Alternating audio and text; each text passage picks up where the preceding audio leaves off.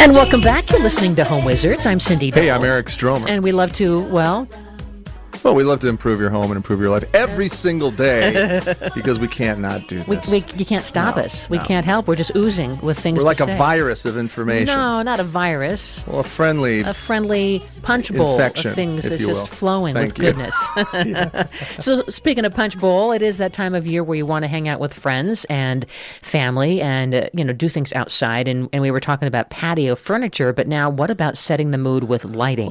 This is my favorite thing. Outdoor lighting, Yeah. and it's all about the technique, right? The layers of light. That's right. So it's going to feel like you are, in this movie of twinkling magical things. You want to take the outdoor lighting experience and make it have layers, like you said, but it also wants to be different angles to highlight different areas. So you want to think of it almost like a theatrical production. Mm-hmm. Say, for example, you're looking at the front of the house. So you're going to definitely want to light that, if you can, from the ground, shining up onto the house to give it that dramatic height, right? Mm-hmm, mm-hmm. And then trees, you're going to want to kind of accentuate each individual tree if you can, where, again, under lighting, kind of shooting straight up to give you that nice silhouette feel, and then some walk lights, which is almost like the task lighting of the outdoor area, so you can actually see where you're going, and it's all those different ideas and elements that give you those layers that we're speaking of. Even things like little twinkly lights, or you name it. There's a ton to talk about here. So this is basically setting the stage for people as they arrive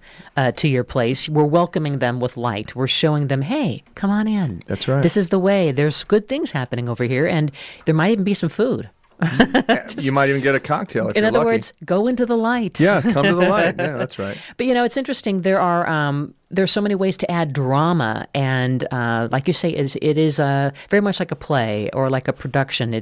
You need to think big and think of your home and your patio as like it's a big show. That's exactly right. Yeah, and you don't want to. You want to make sure that the light isn't shooting straight into your eyes as a guest or somebody that's sitting in that space. It wants to feel more like you're looking at the pools of light that are being shown wherever you want to direct them. So obviously, any time in darkness that you're going to have light, it's going to draw your attention and your focus. That's going to be the featured aspect to that particular area, right? So you can literally create these little vignettes with different types of lighting. For example, say you're sitting in your backyard and you want to highlight this beautiful night blooming shrub. Oh, you mean like a moon garden. There you go, like a moon garden. So how do you do that? Well, you don't want to get so much light on it that it washes it out. You may just want to have very low, sort of that LED glowy feel where it's whispering to you. Just come look at me. I'm blooming at night. It's that kind of a thing. Not aggressive or anything. No, and there's so many different. All the companies make so many different types of lighting. So you can have your spots, which are directional. It's going to give you that focused area of lighting. Maybe 5-8 inches in diameter, all the way up. Like a floodlight. There you go. Well, no. No, more focused and specific, right? Oh, okay, sorry. And then to your point, the flood is the area that's kind of the general area, like a basketball playground at night. So you have a lot of sort of general vision everywhere, right? And then there's the accent lighting, which can be little low ground lights that kind of just cascade out in a radius around them, sort of showing you the low shrubbery stuff that you might have, or the little tiny perennials and annuals that you've planted. So it's kind of that feel. It's again that layer, that 3-tier attack that I call it the 3-tier prong. Love it. Three layers. Yeah. I think this is kind of a fun tip when you're going to the big box stores or the garden centers, and you might see even in the hardware stores a rope of light. You see that they're on a spool, and you can buy them by the yard, right? And they're LED also, which is incredible. And they're inexpensive. So here's what you want to do. You want to buy a bunch of it.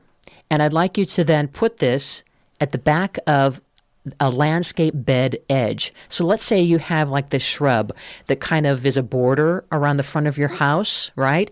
And it kind of goes, maybe it's along a pathway, or if it's off the driveway, or maybe it's even close to the house itself, right? And it is in a crescent shape, or it's in an S shape. Follow that line, roll out the tube lighting, and then you can get something called landscape staples. And then you just kind of pin this rope of light. My dad would call it Broadway lights because it kind of reminds you of, Broadway lights. But you would then pin that to the landscape staples, and then what's going to be really beautiful is you won't be able to see it, but it casts an upward glow Yeah, gorgeous. to the landscape. And so it's very subtle, but it's an added dimension. So you talked about your 3 layers. This is like a fourth layer. Yeah, that's The exactly more layers, right. the better. No, there's no question. And, I think it's important to make a distinction between the types of lighting that are available out there. You have your traditional incandescent light, which is expensive, admittedly, because these bulbs, they kind of blow out on you very, very quickly and rapidly. So, the lighting itself may be less expensive, but it's the bulbs. It's like the printer and the ink. The printer's $1, but the ink is like $300 over 5 months, right? So you want to make sure that you choose wisely what you're going out there to purchase.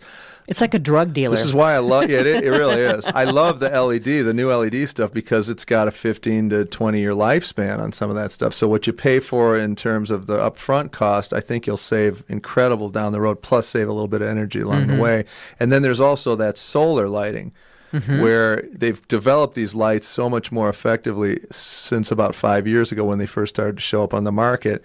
And they've got definitely some power and heft to them now. In the past, it was sort of like a flashlight with dying batteries. Not even a firefly, Exactly. But now, speaking of solar, by the way, we were just at the hardware show, which is one of these great shows, trade show, if you will, in Vegas. And Eric and I love to go to these things because you get to see all the new products that are coming out.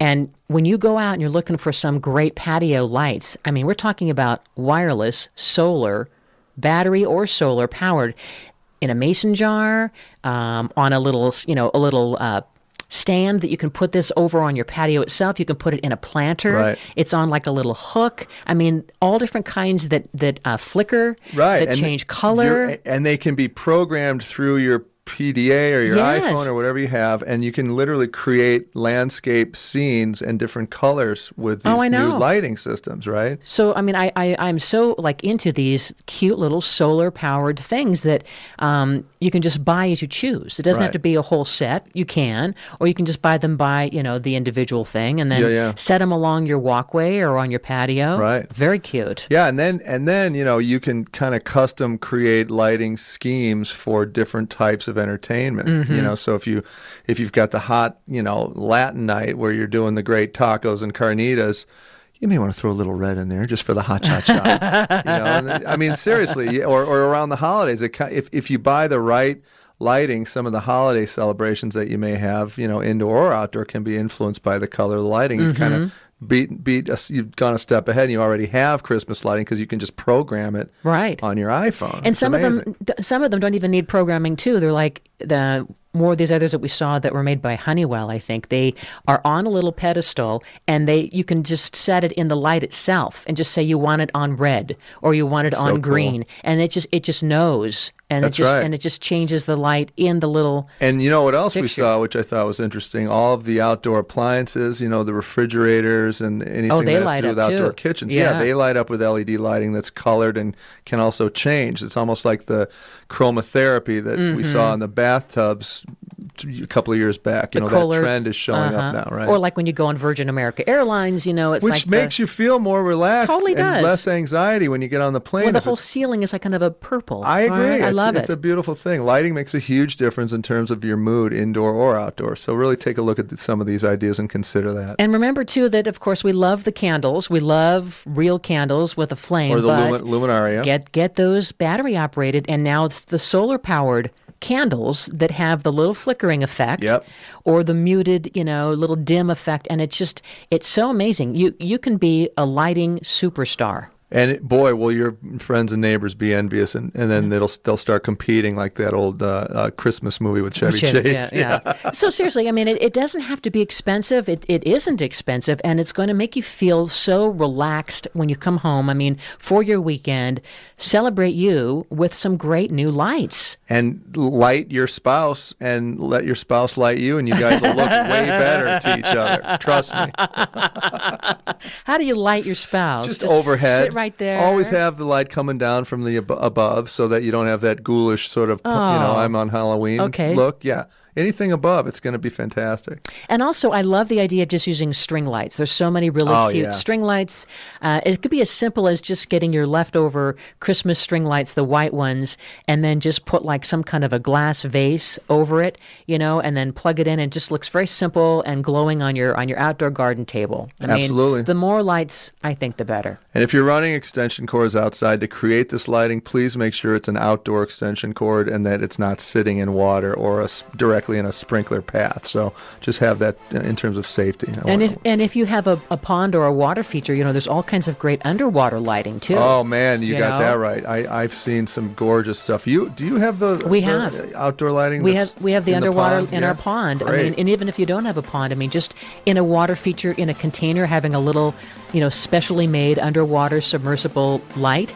It gives that glow. It's amazing. That's the fifth layer that we talk about. Eric Stromer, Cindy Dole. You're listening to Home Wizards.